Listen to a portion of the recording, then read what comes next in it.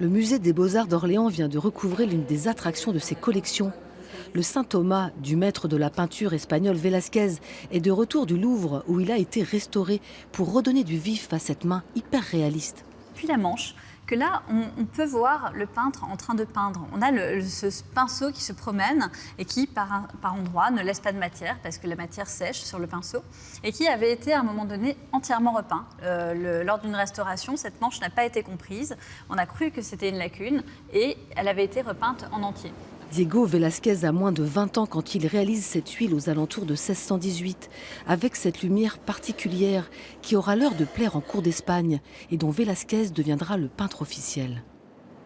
Nous sommes face à un tableau peint avec une économie de moyens extrêmement forte, mais qui permet de tout centraliser sur certains éléments, notamment le regard, ce visage illuminé. On est vraiment face à Saint Thomas qui est illuminé et qui a la révélation.